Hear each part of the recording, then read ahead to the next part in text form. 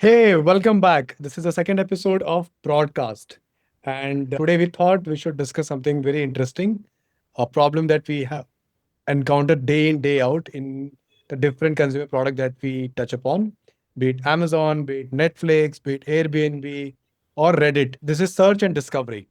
Hey, this is Gaurav. I work with a fintech organization and we have Weber with us. Weber, go ahead with introduction. Yeah, hey guys, I've also been a consumer PM for quite some time now. Worked with companies like PhonePe, Bounce, Better Place, etc. Currently working in a fintech org, and I and Gaurav stumbled upon this beautiful search and discovery function in the consumer PMing space, right? And we thought it would be super interesting to cover this because when we wanted to learn about this more, we could not find a single good comprehensive source to understand the space deeply. So we took it upon ourselves to learn about this and bring it in front of everyone to learn. Yes. So this time, what we will do, we will try to break it out into different formats to understand that typically what happens is when you talk about search, it comes into mind, it is more technical in nature. We will dissect it from a consumer perspective. As a consumer PM, what are the different dimensions in which you explore, search, browse, discovery, the nuances of them, how are they different, how are they similar from a user perspective? Then we will gradually go towards understanding how are different applications exploring or applying push versus pull strategy for the search and discovery. We will navigate and then figure out what are the important metrics that we should work and try to understand in order to better the experience for search and discovery. The last part of it is because on the onset of LLMs, search has been significantly been impacted, and this will change the way search operates. So let us get started on it. So Weber, prior to this, working at a fintech, I was working with Walmart, and which is where I came across of working on the content acquisition and enrichment process. So what used to happen is we used to work with the suppliers. The supplier used to provide us the entire catalog of what Mm, needs to be listed on the website. And what it meant was it was an entire dump of information that they will mm, scoop on us on what the SKUs are, what are all the details that you see on the product listing page, the description about the title of the product, with the entire long essay which we get to read about on Amazon or on Walmart or on Flipkart, which describes the product right on the product listing page. So this was entire dump. Now, problem with that happens is this is an input into the search mechanism. If your content is not great, this is one of the areas where your search get affected. And which correct. is where I realized the importance of content-based search mechanism. So this was my entry to exploring what search is, and which is where we got into the nuances of what is a search, what is a browse, and what does discovery mean. Super interesting. Hmm. So as we were preparing for this entire episode, what I did, we tried to plot it against an intent gradient. Yeah. If you think search is where the user's intent is super high. But Gaurav, can we take a step back and maybe understand what search exactly is or search discovery? What is this process essentially doing? So in my head, search is nothing more than filtering and sorting. Okay. Correct. Okay. Uh, the input that you give to the search bar or the different modality in which you engage with the search bar.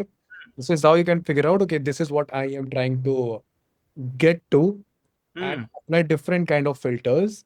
And mm. accordingly, I list them in a particular order depending upon what the customer need on the basis of the query that they've written. So, yeah. Can I take a sort of meta level view and say search is an e-commerce platform or any computer application trying to match the user's desire with the inventory, right? Now the inventory might be content, it might be messages, it might be money or whatever, what have you. It might be product, but it's essentially or information as in case of Google, etc. But it's essentially matching users desire with whatever the inventory the company or the application has. And then Ye- maybe we can, does that make sense? It does actually. I think that's a beautiful way of putting it. One nuance which I think sometimes the desires are very latent. Yeah. You would not know what you actually need, and which Mm. is where your discovery element comes into the play, Super interesting. Super right? interesting. So search is where the intent of the user is pretty high, and which is the type of even ad campaign that you run on Facebook. Hmm. versus what you run it on Google. These are different. On Yeah. Google, the intent is pretty solid. People know what they're looking out for. It is for Meta. They will have to identify, is it somewhat fitting into my user's lookalike profile? And is it something that might invoke a desire that they know? Let them understand this is a hidden intent, hidden desire that they want to explore.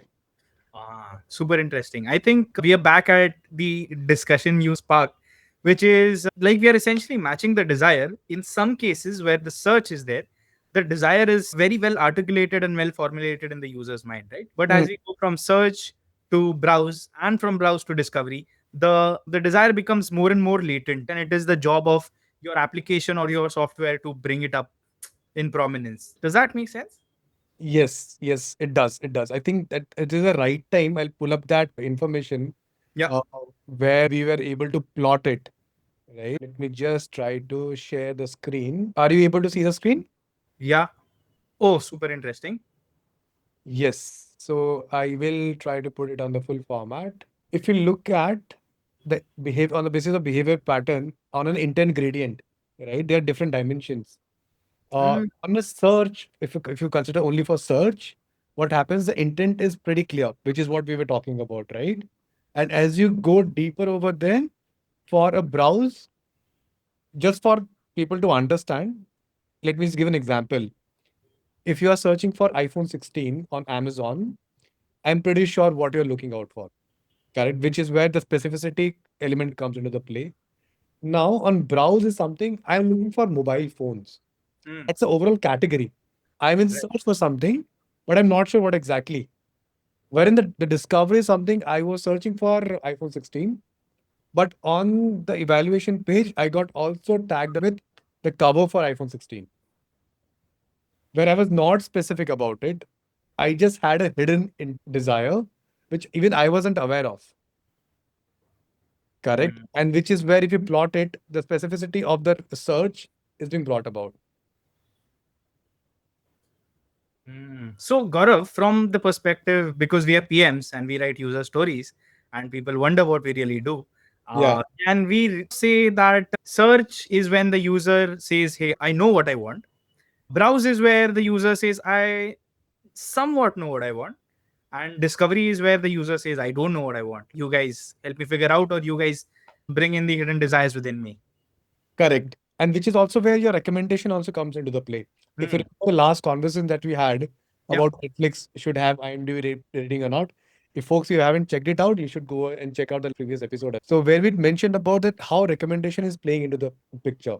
Here, Yeah. recommendation is falling into your discovery and also picking up certain information which is relevant for your search. What it does is there are two different methodology where you have your content-based search or your collaborative filters. We'll probably talk about it in a later phase of the entire discussion when we go into the specificity of those dimensions. But it is an important criteria to evaluate how search is also tagging along with recommendations or making it solving the customer problem of discoverability. Yeah. I think we can quickly, I'll just also attach this particular slide as a reference for the people who want to go through it so that they can reflect upon the other dimensions of the clarity of goal for the user in their head on different type of engagement that they want. Correct. And as you see, the exploration depth is very limited because the specificity is pretty high for your search. It just significantly uploads for your discovery. Gaurav, what do you mean by exploration depth? The canvas on in which as a product manager I can play and operate while serving the need for the consumer. In this situation, where the ask was very specific, I am not going on an exploration dimension. I'm pretty clear that the customer needs X, I need to surface X, and with a delta of say 5-10%. If iPhone Hmm. 16 has been asked, what I can do, because I understand the customer's different behavior, maybe they are price sensitive, maybe along with iPhone 16, I will let them understand iPhone 15. Correct. Correct. So my exploration area has been curtailed over there. Wherein for discovery, they do not know. So I can play around with the price elasticity or the feature or the product recommendation, which can vary in terms of your cover, in terms of your say screen guard. I have more and more areas to play. of bundling it together. Super cool. Can we go ahead in the PPT, Gaurav? Maybe we can talk about the slide that I had, the Excel Yes. cutout I had prepared. So this is, I think, what it boils down to. Search, I think, is typically a direct path wherein the user says, as Gaurav mentioned, I want an iPhone 16 with whatever RAM, whatever memory. I know exactly what I want and I'm not going to fool around. So it's a very quick search to listing to checkout to payment, right? So that flow is linear and very quick, right? The user does not want to mess around here. And if we can look at the way the user thinks about it, is the emotional state is the user is analytical, he's very task focused, and there is very low friction, or there is like no friction tolerance, right? User, if you give them the slightest of friction, the user might jump off, right? So what you as a PM want to do in such situations is you just need to lower the cognitive load and ensure that they get to value ASAP, right? And here precision really matters. And like the sort of metrics I think here that makes that are important to track is time to first click, the query CTR, and like you just have to look at the friction reduction, right? There's no messing around here. Your results have to be super precise. But when you come to browse, the intent is somewhere latent, right? And the emotional state of the user is roaming, they're momentum seeking in the sense that they are checking out things, they're comparing, right? And that is creating momentum, right? They're going They have to, some sense, but yeah, not exactly sure. So they're open yeah, for exploration. yeah, So I know I need something, but I'm not sure what exactly. This right. typically happens, I mean, within e-commerce, when you talk about fashion, right? I am looking for something, let's say t-shirt. Hmm. I know my size and everything else, but Hmm. which is where the browsing is much higher for Right. fashion e-commerce versus specifically on a product, physical product, Good. electronic as a category. What do you think on that? But does it make sense? Yeah, it definitely does make sense. So, Gaurav, you brought an interesting point, right? Whereas search, browse, and discovery, the proportion that they exist in varies by industries or varies by apps, right? Let's say when I'm searching for an email in my Gmail box, I know exactly what I want to search for. Or let's say you give an example or of a pharmacy, I exactly know what I want to purchase, right? Or it can even be a very specific mobile phone, right? So where Correct. my search intent is extremely high, I know exactly what I want to look for. I think search is super prominent, but in categories like fashion or even general e-commerce, browse is super interesting, super important, right? And here as a PM, you should focus more on this mindset of the user where they're like mildly curious, they are exploring, and Hmm. you have to there has to be an element of progressive reveal and micro rewards, right? Every step of the way you have to reward them, right? Even in Airbnb, Gaurav, when you're booking hotels, it's more on the browse part, right, Gaurav? Yes. Yeah. So Yes. I think, Vaibhav, if you remember during our lunch conversation, you mentioned about the mental model that applies when you're trying to search, right? There's nothing but query optimization again and again. I think you should definitely touch upon that area. That's an interesting way to look at things. I mm, think a great example is when you elaborated during the conversation on how Airbnb is deploying it of compartmentalize the search into different elements, right? yeah. So should we toggle to Airbnb's I think we should. website? Yeah. Just give me a moment, I'll pull it up. Yeah. Can you see this, Gaurav? Yes. Yeah. So here is where the search and discovery starts, right? So now Airbnb has very cleverly broken the search bar into four pieces. One is Mm, where you want to go, second is your check-in, check-out dates, and third is who you want to go with. So the entire mental sort of calculation, they've put it in the search bar and made it super easy for the users. There's no clunky search, there's no clunky filters. Like everything is beautifully captured in this design elements, right? And now if you see, it is progressively going to help me, right? So I'm just going to enter my destination, right? So what it does is to ease the cognitive load, right? I just wanted to understand Yeah. why do you think that these are the four dimensions in which they've broken it down the query in to begin with? Hmm. Is it because how people think about planning? Because it may be a different way of breaking it down. So I think essentially when you're looking at, so it's an essentially demand to inventory matching problem, right? So to match inventory, there are multiple things, right? The kind of stay you want, and your dates and how many people it's going to be with, right? So they're essentially trying to even nudge the user to think in that direction, right? Where do I want to go? What are my dates and who I want to go along with, right? And all these decisions also have a huge bearing on the search results display. And I'll talk about it in a minute. But if you see, I just entered the destination and it does some beautiful things, right? It tells me that, hey, these are your recent searches. So if I have left a loop wherein I have not found value, for example, Kharadi, Waguli, or Lonavala, where I had planned to go, but I did not end up going. So the intent is pretty high. So it wants me to go in that direction. That is one. Your intent is pretty high. This is user interaction that has happened, which Correct. is surface to begin with. Correct. Correct. Got it. Yeah. And the next part is the suggested destinations. Now, here also it's being super, super clever, right? It's even either telling me what's around me, and it is also showing me different places that are around me and why I should visit them. So it's not just That telling is me like so shit, beautiful. but it's also a Yeah. hidden gem, or which is for nature lovers. So it's doing these beautiful things to get me interested, right? And the way it is written, nature lover. Now, if I classify myself as a nature lover, I'm definitely more inclined to go there, right? Because it's an associative bias, Yep. a hidden gem, which makes it feel more like a discovery.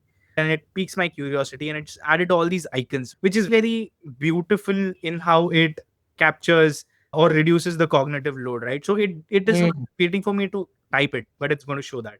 So this again, super But beautiful. Vaibhav, if you just pause and reflect upon it, Yeah, now for each of those cities, what it this is way different than how booking does it, right? It just mentions where do you want to travel to, and you just right. enter Pune city. So that is mostly transaction in nature, where you are clear where you want to go. Yeah, But Airbnb, what is it trying to say? There are certain areas you might be interested, but let me also surface their USP. ah, interesting. Correct. So it is also the intent gradient that we discussed to begin with, right? The search has been clubbed together with the discovery. You invoke the desires, Hmm, as you rightly called out. I classify myself as someone who loves to go towards, say, unexplored places, which is the hidden gem is something that's striking well with you. right. And Gaurav, just as you were saying that, one more thing struck me. Airbnb is not just this accommodation site. They look at, like, they say that their mission is to make people feel at home everywhere, right? And they are also into this cultural nuance of these places. And like even the tagline they've written in some way highlights the cultural aspect of the place and not just the accommodation, right? So for example, in Pune, it's saying for sites like the Dagdu Halwai Ganpati temple, Shirdi is a hidden gem. Mahabaleshwar is for nature lovers. Aurangabad is a hidden gem. Kolkata for Victoria Memorial. So it's just doing these smaller things which I Yeah. again. And also, if you see, all these places are nearby. It's not giving me recommendations on New Zealand. So it's also layering this whole recommendation with a feasibility angle, right? If I am recommending some place which is near, I'm more prone to complete that value loop. Correct. Yeah. Oh, wow. So this basically search is not just limited to the user's intent, it is layered with so many dimensions, right? Yeah. Your location, your interest, what have you previously checked out, where did you Yeah. stay previously, and showing you and what had clicked with you previously. Yeah. Correct. Brilliant. I think the point that you mentioned, Weber, right? Airbnb just not an accommodation. I think this is also reflecting on the top section. Yeah. It mentions it is not just home that you live in a particular locality, but also the experience and the services that you avail. Right. So it's given the same importance at the top. Great. Absolutely. Let's go ahead on each of those things. Yeah. And if you look at how check-in dates are also implemented, so again, Gaurav, so they've provisioned for both search and also for browsing, right? So for people who are super planned and who know exactly when they want to go, Airbnb has this option wherein you can exactly tell where the check-in check-out dates is. Standard offering, correct? Yeah. But if you are like someone like me who's not very well planned and who's looking for some flexibility, they've given this beautiful option wherein it just asks you when you would like to go for how. So it's helping me even formulate the query, right? How many days I want to go for? Is it like a weekend? Is it a week or a month? And when? So it's going to do two things, Gaurav, if you see. One is whatever I type, right? Let's say I say week and November, it's not only going to optimize for my price and my experience, but it's also going to optimize for the inventory it is showing, right? For example, one of its best selling inventory is not Mm, available in week 1, it's going to recommend me week 2. So it's not mm. just solving user problem, but also the inventory problem of Airbnb, and it's ensuring that my NPS is super high, or even my conversion rates for that matter. Yeah, I'm just thinking, Weber, this flexible thing. Yeah. If I recollect, there is a site called Momondo. Okay. What it does is it basically helps the user understand that take me anywhere at any point of time. Mm. Tell me what is the price of traveling. Mm. Now, with a lot of Instagram lovers, they visit places because they like the property. It is not important when they want to go. The entire experience is about the property. And most of them are on Airbnb. I Oh, think with that insight, this flexible is resonating so well. I want to stay in that property. I am mm, flexible with the timing, which is where you mentioned they're optimizing for the supplier inventory as well. right. Inventory in mind with the user expectation that I saw this on Instagram or some other platform. I want to go there. No matter Mm. So it's really thought through these user stories, right? Of how where what. the even seed of the desire is germinating, right? Which is on Right. Instagram, wherein a lot of this discovery is happening. Super interesting. And one more thing I might want to add on is, let's say I say week and October, it is also going to somewhere optimize for the price points, right? Let's say if third week of October is super expensive, it might show me first week of October, which I am more inclined to, right? It knows my history, and it knows whether I'm a value traveler or I'm slightly someone who splurges, right? So it's going to do those micro optimizations as well, right? And also depending on whether I put weekend. So if I put weekend, it's going to show me leisure things, right? If I say week, it is going to show me accommodations which are more on the travel segment, right? And if I say month, it is going to show me more homely accommodations. Correct, correct. I think time as a parameter is also important too. So your supply, Yeah. because your intent is clear. What is Yeah. the purpose of your visit? That is what they're trying to attach as a proxy for this. Oh, so Gaurav, one more thing you mentioned, the intent becomes clearer. So as I think upon it, what all these things are essentially doing is also capturing my intent somewhere, right? Of what sort of inventory I would want to be matched to. Wherein we said weekend is going to match me with leisure, week is going to match me with something like a staycation or a long-term travel. And Yeah. even if I look at First, they are just applying different filters without the user knowing that this is a filter being applied. yeah. If I look here, Gaurav, so here also it's doing the same thing, right? If I just say one bachelor, it's going to maybe give me like bachelor options. If I say two, more likely it's going to give me options which are couple friendly, right? Ah, If I say two and one child, so it's going to give me family. family oriented ones, or an infant which also has maybe crib or something, right? So I think Yeah. it's doing these super interesting things to match me, right? And if I just, let's say, hit search, so now you can see, Gaurav, it does an interesting thing. The filter appears here. So filter is not shown in the first page. Filter is shown here. Why do Hmm. you think that is? And it's super interesting, right? That filter is shown later, not on the first. So it's more like a gradual or a progressive disclosure. So can we say, Vaibhav, these the earlier one which were helping you take decisions where say soft filters of sort where user did not know that they were Mhm. just trying to understand the way they plan is nothing but a filtration criteria without them actually knowing. Yeah. Later on, when they have a good amount of inventory, if you look at on the top left, it says on the basis of what you provided, I'm having more than 1,000 homes in Pune available. Yeah. And to let the user know that hey, I have enough offering that Mm. you do not need to go anywhere else. I have enough for what you need. Now, can you please help me narrow it down for you by applying those hard filters? Because these are now getting into the specificity of it. Yeah, that's super interesting, Gaurav. And I think the thousand homes thing does one more thing, right? It also tells the user that hey, I have a lot of inventory, but also that you need to further refine your query, right? And now you need to apply filters, which brings around an interesting point, right? Which is it's not just search, but it's also browse and refine. So the user path is not linear to search and you get what you want and you go off. It is you search, you look at some things, you compare, you contrast, you again refine your search, and you do this iteratively till you find something. And the difference is also somewhere visible on the UI, right? It's showing me these big pictures. I'm able to compare between pictures, prices, and the descriptions, right? And now it is giving me filter options. So After looking at some of the options, now I think maybe I have a slightly better idea of what I want. So I can go on these filters and then refine my search and come back again and do this process iteratively. So it's this non-linear path. What do you think, Gaurav? I really enjoyed when you mentioned when we plotted, it Yeah, was search, browse, and discovery with the intent. But yeah, when we see it at play, it is not following that path. You do not do search and then browse and then to have a discovery. that's correct. It's a interplay between these at different levels, and which makes the entire experience so seamless. You do not get to know what you are being surfaced, but your objective, your jobs for which you hired Airbnb, it is getting solved. Yeah. Yeah. And one more thing, Gaurav, it's giving you all these very quick filters essentially.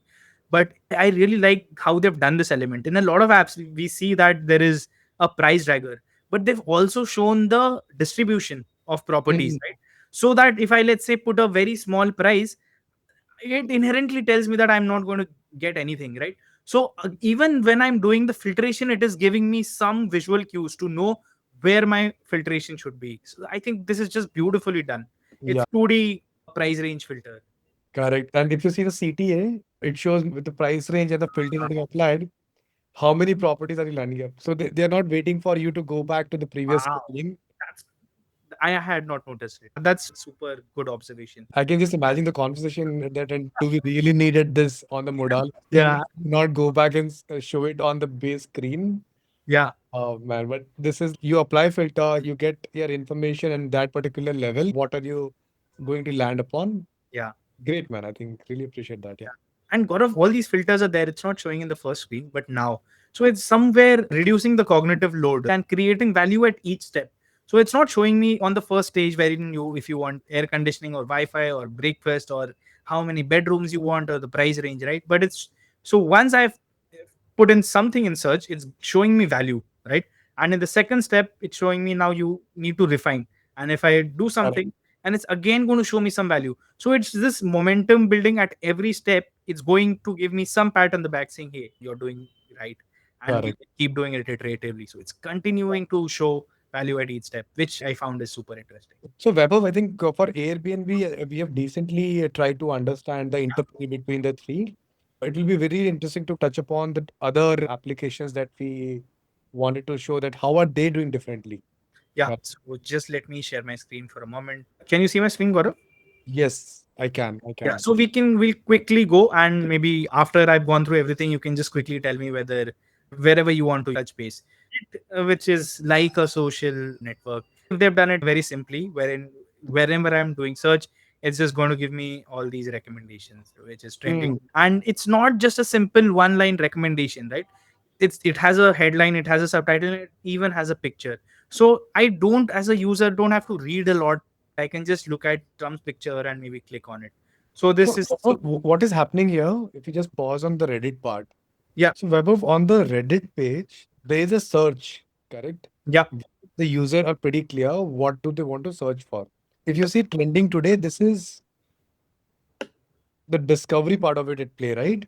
This is a push strategy from a search perspective, okay. So where the user is not they have not shared their interest or explicitly mentioned this is what I'm searching for, but this is something is gaining traction by different users. I'm using their information and then helping you know that you do not jump out of the platform without getting to experience the value of it. yeah, that makes sense. On a social network, Gaurav, that makes sense. But if this were fashion, what would be the recommendations? So now what will happen is depending now it will all depend on two parameters, right? One, if you're a new user, I have certain information about you. Yeah, That is one, which is a cold start problem. I have no information about you. yeah, Correct. Now what will happen is I have certain information about the type of content that you explore. Correct. So yeah, on the basis of content that you explore, on the product that you check out, trying to accumulate those signals and then show it over here. yeah. This is only happen once the interactions have happened.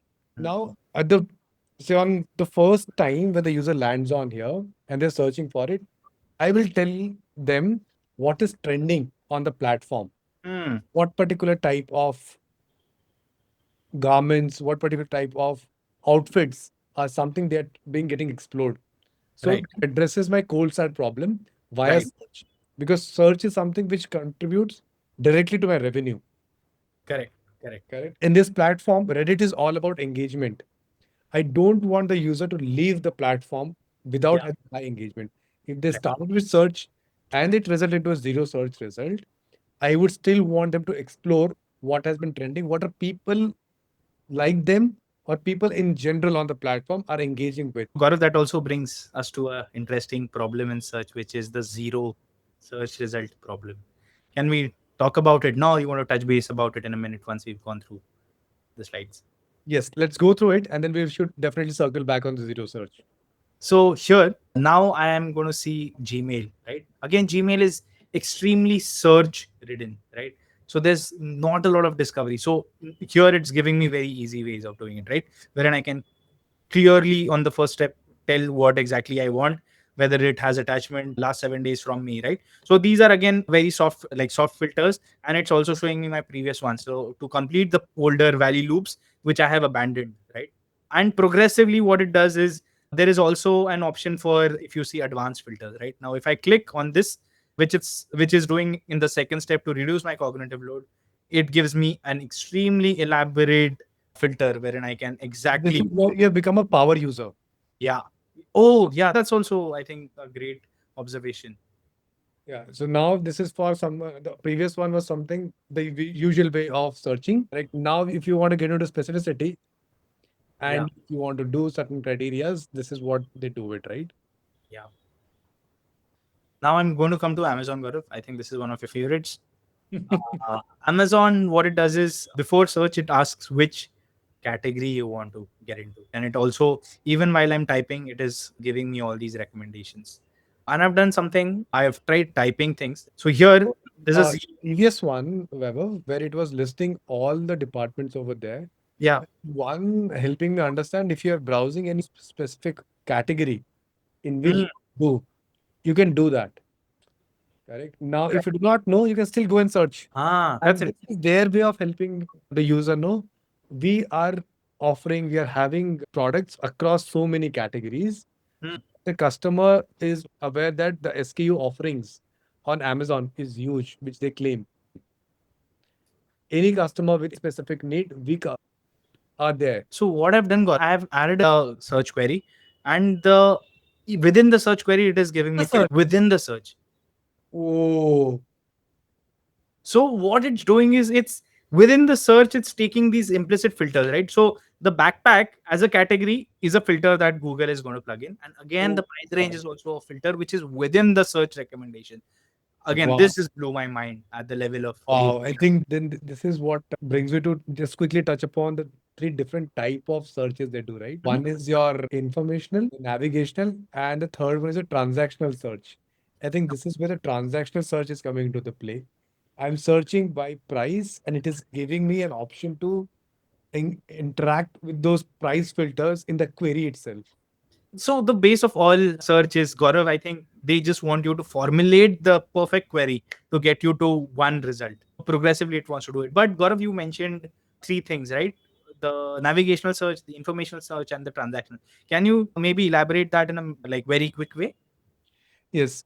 Navigational search is where what on Google, right? You want to navigate to a particular site and that is it. Now, what it leaves as an open criteria is that I am searching for something. I'm not really sure what is it about. I need to know the list of all the URLs which I can go and explore. Hmm. Informational is something I am searching for, say, Sachin Tendulkar's age, Hmm. correct? That is specific information. So the way the treatment happens, they come up with a summary view on the top. Transactional is where I express my intent very clear in the Ah. search itself. Say, Understood. in this case, spray ground backpack by price. I am willing to do search by price. Got it. Next immediate step, what is going to happen is I'm going to apply filter on the basis of price. Got it. So Makes why sense. not just surface it here itself? Yeah. I will move on to the next thing. Yes. Also, Gaurav, one sort of suggestion here that they've given, which I'm seeing now, is again their progressively their recommendations are becoming more and more specific and on different attributes. So this is 15-liter, which is on the volume attribute, blue, which is on the color attribute, toddler, which is for which category, mini, again the category part, and kids, etc. So it's again trying to narrow down the scope. Correct. There's a beautiful interplay between your lexical search and your semantic search. On the Can you? lexical search, lexical is your keyword matching, right? Where they have matched this playground backpack in all those queries, either Mhm. in entirety or in a particular the first word. Mm. Now, on the basis of the context where the other searches are happening for these keywords, they have Mhm. surfaced it over here. So there is a huge chance that people with the semantic of mini backpack of kids for this particular query are usually being searched along. So context is what they're adding as an addition to your lexical search. Lexical search is nothing but your keyword search. Exact match. Wow, beautiful. Just I'll just move on. Yeah. Yeah. And one more thing that Amazon does is after the search, it gives you a super comprehensive filter. Yeah. I think this is like the genesis of how the filter and everything began, right? They have just ensured this is what is working well for the customer. Yeah. Customer has that ability to do hard filters. Mm. So all these attributes, Gaurav, all possible attributes, and this is again very specific to the person and the product. Oh, So these are not generic filters for all SKUs. The filters also appear depending on the SKU, right?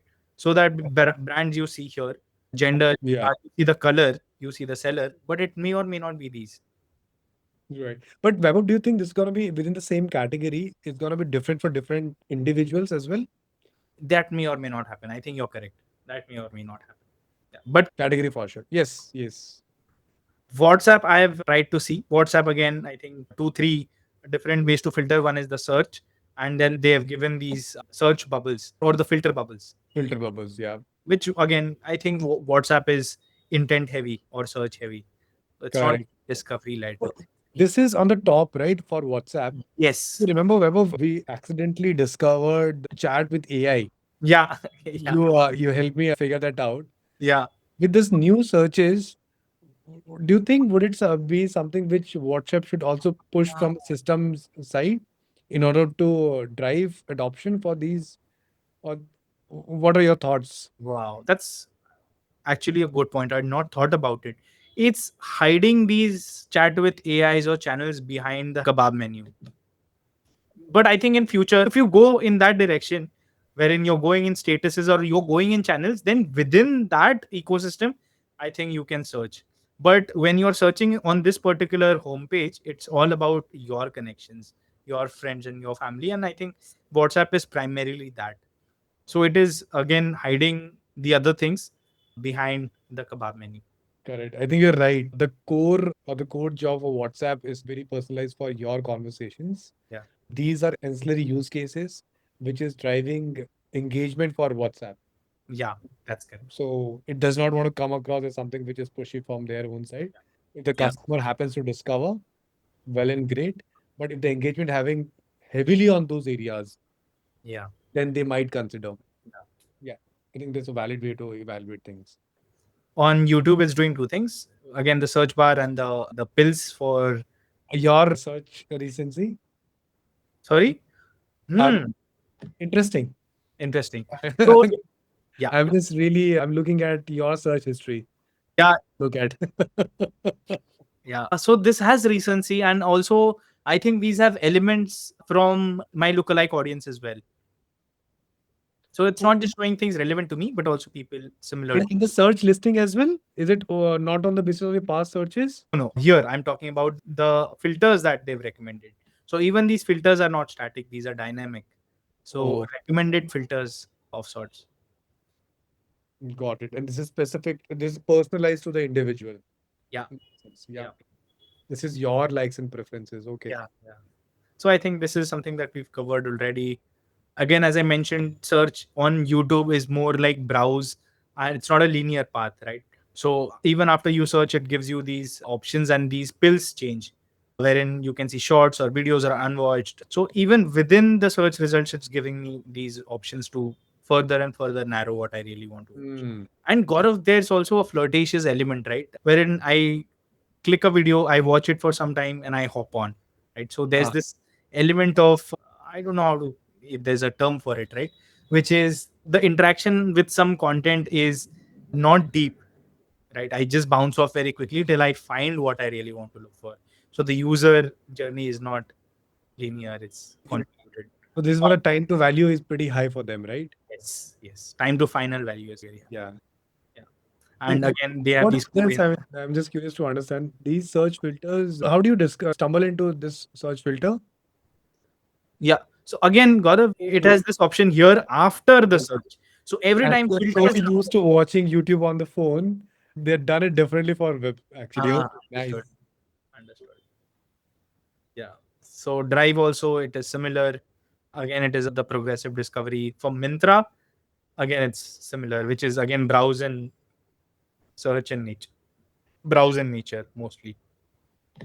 Yeah. Yeah. Maybe I think we've done a good job here. So, Yeah. How do you think search solves your cold start problem for a new user? Yeah. Let's say I'm a user. Oh, cold start problem. Hmm. Yeah. So I think it's going to show me How two things. accumulate so much amount of information about the engagement that the user has with the platform, be it content, be it the products that they're offering. How does that, how do they try to solve that problem? So I think it's one on the basis of recommendations or trending, which we see on Reddit or also on Twitter. So it's Hmm. going to show me what is trending in for people like me. So they know definitely my geography where I'm residing. They also probably know whether I'm using an Android or an iOS. So I think on these sort of soft parameters, it is showing me what's trending. So your demographics and your technographics, it kind Yes. of leverages those because your behavioral has not been superimposed Yeah. for them to make personalized. Signals have not been received from those dimensions. I think then this talks about I think we briefly touched upon two type of methods, right? One is your collaborative filtering, which on the basis of the customers users interaction on the platform, they accumulate a lot of signals. Yeah. Till the time that has not been done, the way you mentioned, they figure out certain information on the basis of generality, like your demographics or your technographics, and they try to find the content based search. In Netflix situation, what will happen is people who are falling into your age category, they will come and they will let you know, okay, the content, the level meta information, like the genre, you like people of your type, like thriller or the popularity. I think Spotify does it brilliantly. It tells you in Bangalore which are the top 10 music which is at play. It gets to know your geography and it gets you, helps you surface that information that people Right. you're not alone. You need not to be buried in that mirage of entire songs collection that we have. But globally, what people are hearing at India level, at your locality. Interesting. Super interesting. Yeah. Yeah. Anything else, Gaurav, you want to cover? I think one part, Vaibhav, you mentioned about the zero search result. I think we should definitely cover about once we have covered the metrics, which are really important. Right. BM, I think the bread and butter and whatever we chase is nothing less than metrics. Whatever Right. that is going to move, once is able to move, then only this entire initiative gets approved. Do you really want to explain the two, in simple terms, the two important terms when you talk about recall and precision on the search listing? No, I think, that's a loaded discussion. yes, I think last time when we had this conversation at the table, you used very real life examples, Right. not go back to the previous definition of the confusion metrics on Right.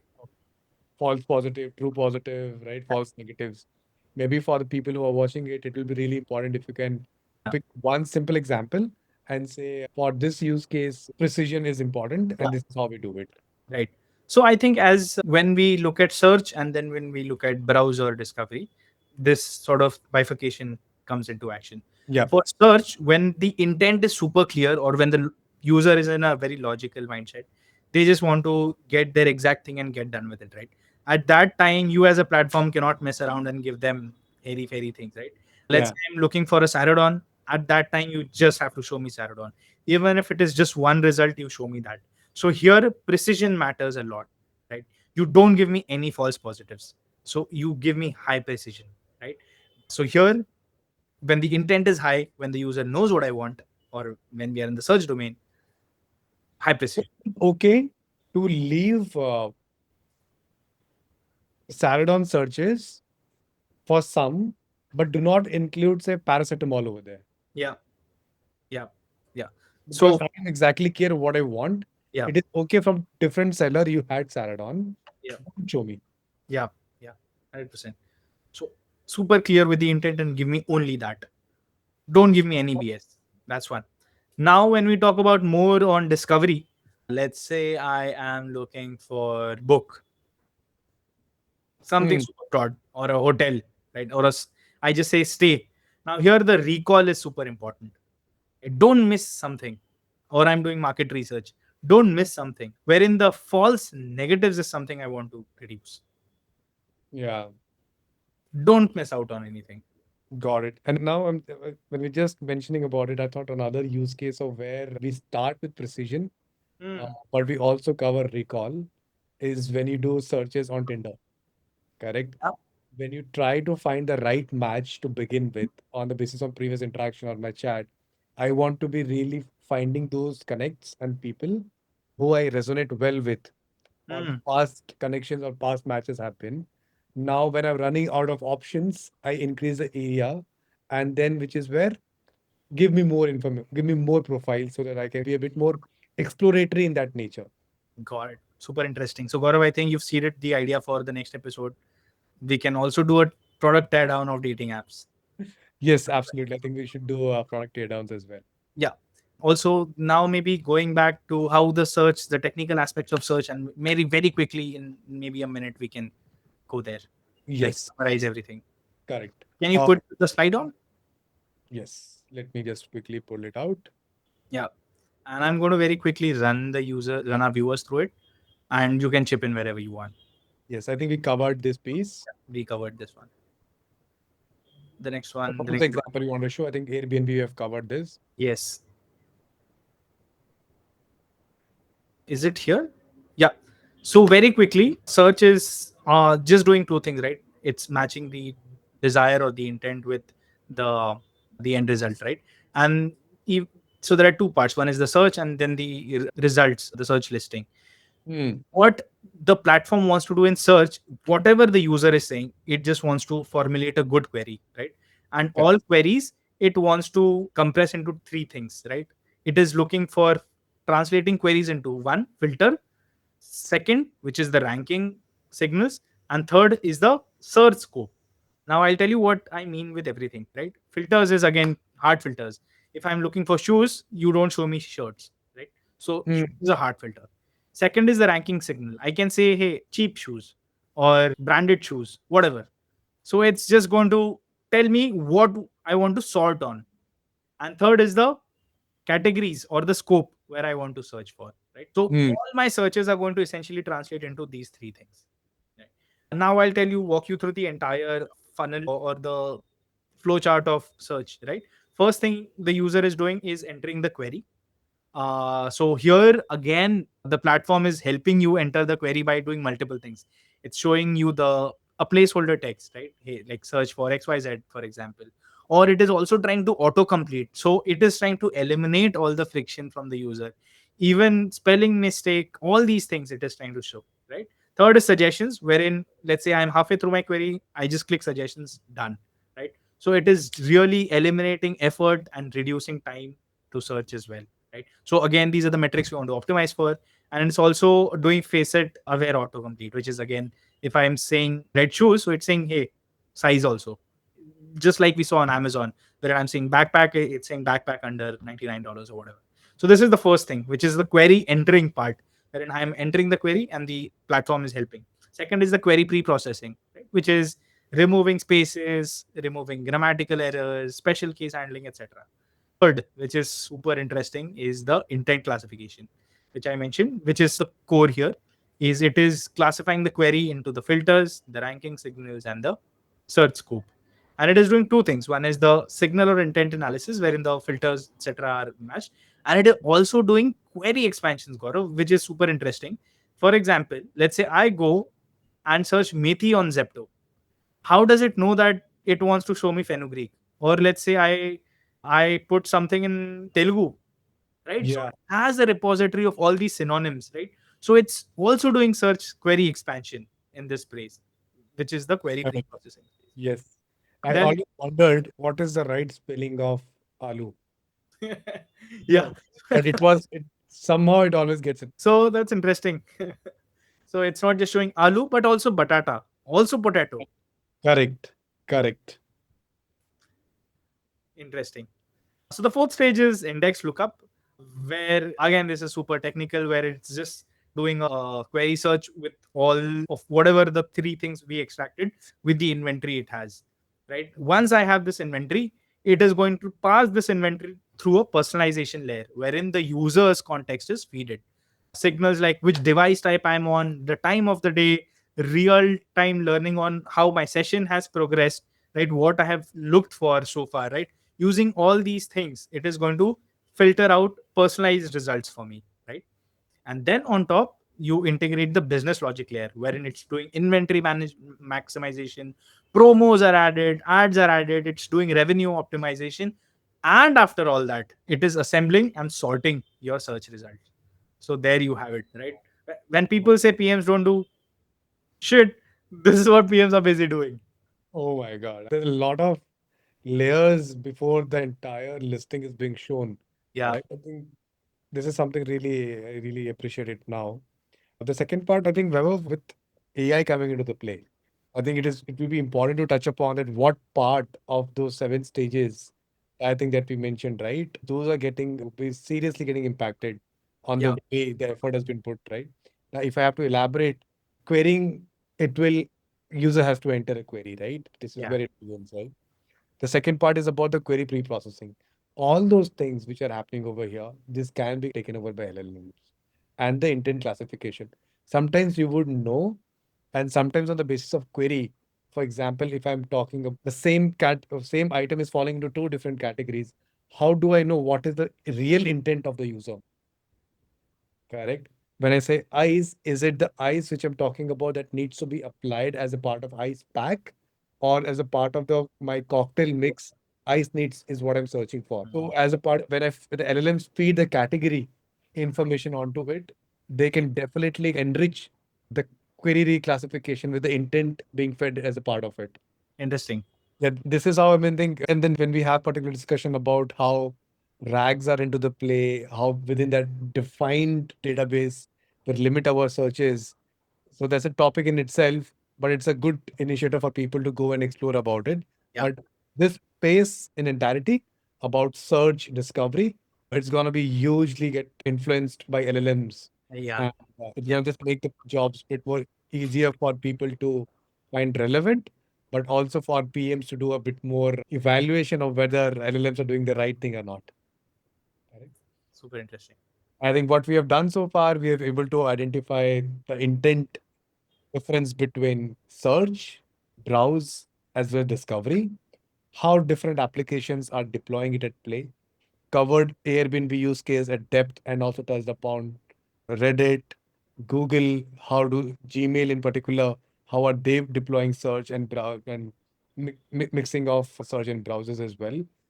Try to understand what are the different important metrics, broken down the entire mystery around the confusion metrics into simple terms and why, how you should look at it, and at what level, what you should optimize for it.